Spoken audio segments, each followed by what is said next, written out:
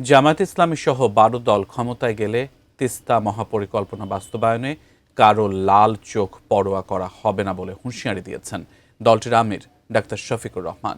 উত্তর জনপদের তিস্তা ব্যারেজে নির্বাচনী জনসভায় এ হুঁশিয়ার দেন তিনি। এর আগে সকালে কুড়িগ্রামের জনসভায় তিনি বলেন, জামায়াত ইসলামী কোনো পরিবারতন্ত্র চায় না। তাঁর এক্স হ্যাক করে নেওয়া বক্তব্য ধরে একটি দল কাণ্ডজ্ঞানহীন বক্তব্য রাখছে বলেও অভিযোগ করেন তিনি।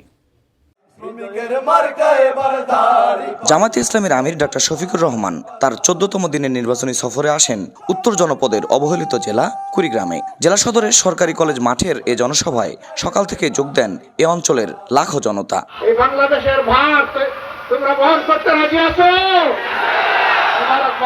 দুপুর ১২টার দিকে জনসভায় আসেন ডাক্তার শফিকুর রহমান। আমি বুঝি নির্মাণের শিল্প, সালাম স্টিল বোঝে ডিউরেবিলিটি। সালাম স্টিল মোস্ট ডিউরেবল স্টিল।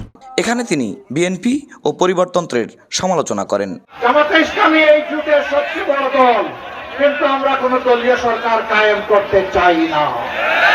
আমরা কোন পরিবার এবং গোষ্ঠীতন্ত্র কায়েম করতে চাই না। আমরা বাংলাদেশ জামায়াতে ইসলামীর বিজয় চাই না।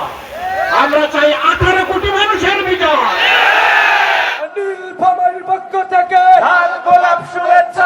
পরে হেলিকপ্টারে করে তিস্তা ব্যারেজ এলাকার জনসভায় অপেক্ষমান নীলফামারী ও লালমনিরহাটের লাখো মানুষের জনসভায় আসেন জামায়াতে ইসলামীর আমির। বলেন, ক্ষমতায় গেলে যে কোনো মূল্যে তিস্তা মহাপরিকল্পনা বাস্তবায়ন হবে। এই বাংলাদেশকে আগামীতে আর আমরা বিভক্ত করতে দিব না ইনশাআল্লাহ। জাতিকে পরস্পরের বিরুদ্ধে লাগিয়ে এরা জাতির সম্পদ চুরি করেছে, ডাকাতি করেছে, লুণ্ঠন করেছে, মানুষের উপর ফ্যাসিবাদ দফায় দফায় চাপিয়ে দিয়েছে। ডাক্তার শফিকুর রহমান বলেন, যারা দুঃসময়ে দেশ ছেড়ে পালিয়ে যায় তারা কখনোই জনগণের বন্ধু নয়। এই মতলববাজ রাজনীতির এখন কবর রচনার সুযোগ এসেছে। 12 তারিখের এই নির্বাচন কোনো সাধারণ নির্বাচন না। স্বাধীনতার পর থেকে 54টি বছর যারা জাতির সাথে ধোঁকাবাজি করেছে, বিশ্বাসঘাতকতা করেছে, বেঈমানি করেছে, এদেরকে লাল কার্ড দেখানোর নির্বাচন।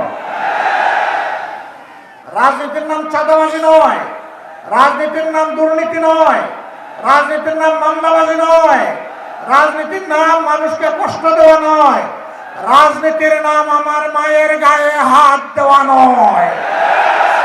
সব জনসভায় হ্যাঁ ভোটের পক্ষে জোয়ার সৃষ্টির আহ্বান জানান জামায়াতে ইসলামীর আমির। এ সময় তিনি দাঁড়িপাল্লা প্রতীক তুলে দেন দলের প্রার্থীদের হাতে। ইনশাআল্লাহ 12 তারিখ সারাদিন উত্তরের লাইফ লাইন তিস্তা পারের এই মানুষগুলোর কাছে তিস্তা মানে অর্থনীতি, তিস্তা মানে রাজনীতি, তিস্তা মানে কৃষি। সেখানে জামায়াতে ইসলামের আমির ডাক্তার শফিকুর রহমানের সফর।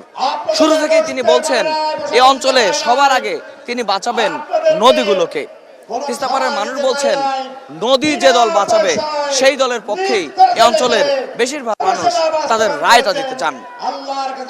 উত্তরের তিস্তা পার থেকে ফেরদৌস রহমান, এটিএন নিউজ।